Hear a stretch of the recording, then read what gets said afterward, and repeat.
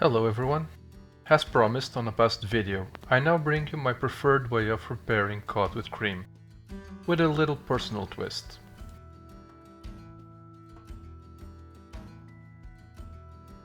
Like all other cod recipes, we start with the fish, soaked for 72 hours in cold water, changing water every 24 hours. Since I will be flaking these pieces, I chose some thinner ones. Like last time, I will be baking some pre-fried potatoes. This time, however, I managed to find the style I prefer, diced potatoes. And don't forget to close your freezer. Lay the potatoes on a white tray covered with parchment paper. Spread them around, making sure they are not on top of each other. This will ensure you get crispier potato cubes in the end. Place the tray in a preheated oven at 180 degrees Celsius. While the potatoes bake, we'll prepare the fish. Start by dicing a large onion and 3 large garlic cloves. Then, heat up some salted butter in a pot over low heat. Once it has fully melted, throw in the diced onion and garlic and let it mellow, stirring occasionally. As the garlic and onion brown, prepare the cream and milk mixture. Like last time, I used 200 ml of full-fat milk. A little clumsy there. And 400 ml of whipping cream. The reason for these measures is simple. In Portugal, the most common size for cream cartons is 200 ml. So for this amount, I use 2 full cartons. I also prefer the creamier texture you get from using a larger amount of cream over milk or bechamel. Remember to bring your mixture up to heat before adding it to the pot. 30 seconds in the microwave should be enough.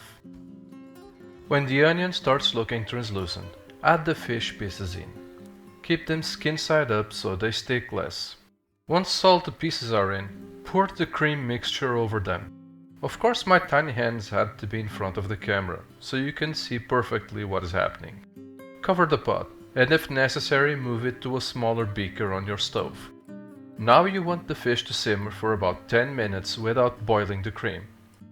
It's better to check the potatoes at this point. If they're looking golden like this, they should be ready, so turn off your oven and let them rest in there to stay warm and crispy. After simmering for 10 minutes, the cod is ready to debone and flake. Turn off your stove and fish it out. Make sure you also fish out any fish bones that may have broken off. Avoid prickly surprises. For indications on how to debone and flake cod, refer to my previous video on cod with cream. In the end, you should have something like this. Return the flaked fish to the pot and stir over low heat. Now, it's time to add the seasonings.